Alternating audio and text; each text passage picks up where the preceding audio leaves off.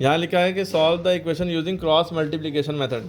अगर एग्ज़ाम में आएगा कि ये लिखा होगा कि क्रॉस मल्टीप्लिकेशन मेथड से ही करो, तो उसी मेथड को लगाना पड़ेगा जो कि फॉर्मूला मेथड है ना। और बाकी दो मेथड कौन से होते हैं? Elimination, substitution. सब्स्टिट्यूशन में एक्स की वैल्यू निकाल के या वाई की वैल्यू निकाल के दूसरी इक्वेशन में पुट की जाती है। एलिमिनेशन में जो है एक्स और वाई की वैल्यू सेम करके मल्टीप्लाई करके उसको जो है सेम इक्वेशन बना के, कोई एक वैल्यू सेम बना के उसको काट के वैल्यू निकाल के दूसरे में पुट किया जाता है, वो अलग मेथड है। और हमें अभी यहाँ पे कौन सा मेथड करना है? Cross multiplication method. करेंगे कैसे? सामने देखो बोर्ड पे दो इक्वेशन दिए, एक ये इक्वेशन दी है और एक ये इक्वेशन दी है, ठीक है। दो इक्वेशन है ना, तो दो इक्वेशन में अब आपको सबसे पहले क्रॉस मल्टीप्लिकेशन मेथड से करना है, तो उसका फॉर्मूला होता है ये। पहले तो फॉर्मूला याद होना चाहिए, x upon b1c2 minus b2c1 equal to y upon c1a2 minus c2b1 equal to 1 upon a1b2 minus a2b1। ये फॉर्मूला याद होना चाहिए। शुरुआत कहाँ से होगी? BC CA AB CA CA AB AB, ठीक है। अब BC देखो, हम शुरुआत अगर हमने B से की है, B के बाद क्या आता है? C के बाद फिर A, B से C से A से B, है ना। ये सर्कल चलता है। BC मैंने B1 से B। अब मुद्दा ये है कि क्या है फॉर्मूले की ट्रिक? सुनो, ट्रिक क्या है? 12 21 12 माइनस 21 12 माइनस 21 12 माइनस 21 12 21 12 21, ठीक है। ट्रिक है, याद हो गया? ABCD तो आती है ना। पहले B इंटू C लिखा माइनस B1 इंटू C2 लिखा, 12 है ना। बचाए आप BC लिखा, CA लिखा, AB लिख दिया, ठीक है। और बीच में माइनस और 12 21 12 21 12 21, ठीक है। ऐसे भी लिख सकते हो, बाकी तुम्हारी अपनी ट्रिक, तुम जैसे बना लो, जैसे याद रख पाओ। या तो एक कोई याला बस शुरू वाला याद कर लिए तुमने, भैया शुरू वाला याद कर लिया कि भाई शुरुआत कैसे होगी? X upon b1c2 minus b2c1, तुमने ये याद कर लिया ना। एक याद कर लिया, b1 के बाद क्या आएगा? c1, जहाँ पे c2 वहाँ पे c के बाद क्या आएगा? a2। भाई ये देखो, अगर हम ये देखें BCA, B के बाद C आएगा, C के बाद A आएगा, A के बाद फिर B आएगा ना। ऐसे ही याद रखना है।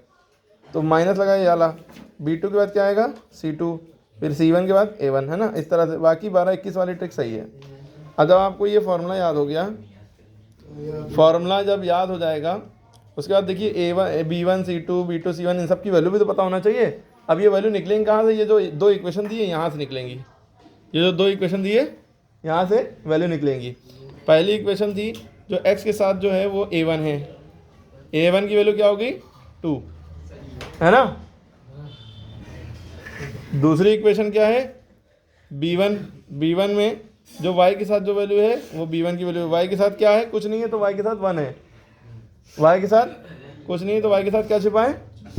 1, तो B1 की वैल्यू 1 होगी। और C1 देखो, जब भी इक्वल टू के इधर होगा इसको इधर कर लेना, कुछ भी हो इक्वल टू के इधर आना चाहिए, इक्वल टू के इधर 0 रहना चाहिए। यहाँ +5 इधर आएगा -5, ठीक है। तो C1 की वैल्यू क्या आ गई? -5। क्या आ गई? -5। क्लियर होगी बात? अब ये हम आ गए दूसरी इक्वेशन पे। दूसरी इक्वेशन में सब A2 B2 C2 होगा।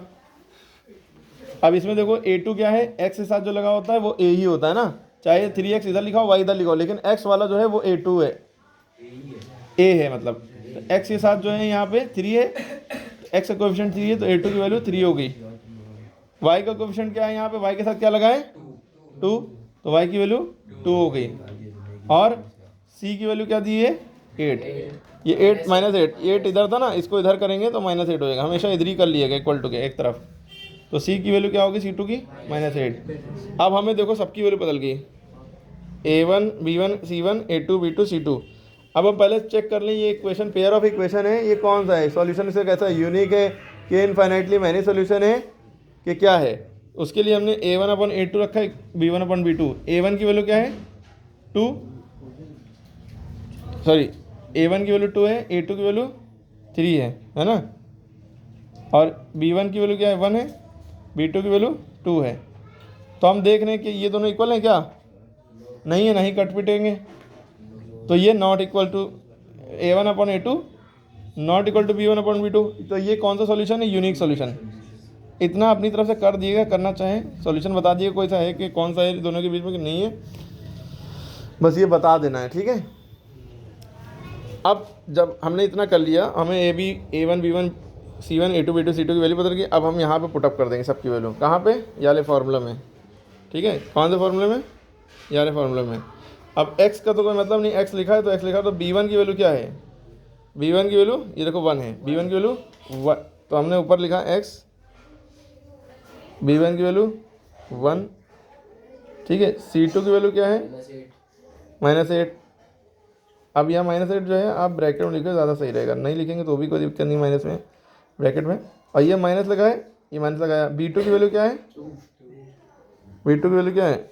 वो B2 वैल्यू 2 हो गई, ठीक है। इंटू C1 की वैल्यू क्या है?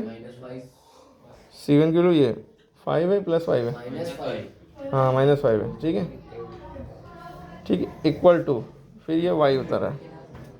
फिर यहाँ पे देखिए C1 की वैल्यू क्या है? -5। A2 की वैल्यू क्या है? A2 की वैल्यू 3 है। -C2 की वैल्यू क्या है? -8। अच्छा यहाँ पे देखो, ये तो फॉर्मूले का माइनस ये वाला आ गया है ना। अब -8 इत्तेफाक से वो भी माइनस में है ना, ठीक है, वो ब्रैकेट में लिख लेंगे। A1 की वैल्यू क्या है यहाँ पे? A1 की वैल्यू 2 है, ठीक है। तो यहाँ पे हमने 2 लिख दिया, ये बड़ी लाइन की दी 1 फिर A1 की वैल्यू क्या है? 2। A1 की वैल्यू 2 इंटू B2 की वैल्यू क्या है? 2 माइनस, अब A2 की वैल्यू क्या है? 3 है। A2 की वैल्यू 3 है तो यहाँ पे 3 लिख दिया। इंटू B1 की वैल्यू क्या है? 1 है तो यहाँ पे 1 लिख दिया, ठीक है। अब इसको सॉल्व करना है, बस अब सॉल्व ही करना है। मैथ अच्छी होना चाहिए आपकी, सॉल्व करना आना चाहिए। कैसे सॉल्व करते हैं? x का x लिखा रहा, 1 इंटू 8 -8, माइनस माइनस प्लस 2 5 ज़ा 10, y अपॉन -5 3 ज़ा -15, माइनस माइनस प्लस 8 2 ज़ा 16, ठीक है, इक्वल टू 1 अपॉन 2 2 ज़ा 4 -3 1 ज़ा 3। अब इसको फर्दर सॉल्व करो। माइनस प्लस माइनस, 10 में से 8 गया, 2 बचा, ठीक है। साइन प्लस का लगेगा क्योंकि 10 का साइन बड़ा है, ठीक है। ये साइन इसका है, 8 का साइन माइनस हुए, ठीक है, क्योंकि नंबर से पहले उसका साइन होता है। और माइनस प्लस माइनस यानी माइनस करेंगे, 16 में से 15 गए, 1 बचा प्लस का क्योंकि 16 बड़ा है। 1 अपॉन 4 में से 3 गया, 4 में 3 गया 1, ठीक है। अब x अपॉन 2 बराबर y अपॉन 1 बराबर 1। अगर हमें x की वैल्यू निकालनी है तो हम क्या करें? पहले इन दोनों को इक्वेट कर लें। x अपॉन 2 बराबर 1 अपॉन 1, ठीक है। तो 1, ये 2 को इधर भेजा तो x की वैल्यू कितनी आ गई? 2 1 ज़ा 2, नीचे 1 लिखते नहीं है तो x की वैल्यू 2 आ गई। इन दोनों को इक्वेट कर लेंगे। y बराबर y अपॉन 1 है इक्वल टू 1 अपॉन 1, 1 को इधर भेजा, 1 1 ज़ा 1, 1 अपॉन 1, तो y की वैल्यू भी 1 आ गई। तो x और y की वैल्यू क्या आ गई? 1, ठीक है, 2 और 1, ठीक है। तो ये सही है आपका सवाल। तो जब भी क्रॉस मल्टीप्लिकेशन कहेगा तो आप कौन सा मेथड लगाएंगे? जला जैसे बताया है। सबसे पहले क्या करेंगे, जो भी इक्वेशन 2 दिए हैं, ये इक्वेशन ये है, एक इक्वेशन ये है, दोनों इक्वेशन का हमने इसको रीअरेंज किया क्योंकि इक्वल टू के इधर सबको लाना होता है। तो 5 इधर है, इक्वल टू के इधर ले गए, -5 हो गया। A1 क्या होता है? हमेशा x के साथ वाला, चाहे x बाद में लिखा हो, y पहले लिखा हो, x के पहले वाला जो है A1 होता है और y के पहले वाला B1 होता है। C1 क्या होता है? जो इसी इक्वेशन में आया, ठीक है। अब ये इक्वेशन है, यहाँ A2 B2 C2 निकाल लिया। x के पहले वाला A1 A2 सॉरी, y के पहले B2, ये C2, ठीक है। फिर उसके बाद हमने करके देख लिया A1 upon A2, B1 upon B2, C1 upon C2 करके देखिए, भले ही दिख गया हमें कि A1 upon A2 B1 upon B2 ही नहीं इक्वल है, तो ये यूनिक सोल्यूशन है, ठीक है। फिर उसके बाद हमने क्रॉस मल्टीप्लिकेशन का फॉर्मूला लगाया, सारी वैल्यू पुटअप करी सबकी, सॉल्यूशन करना आना चाहिए आपको।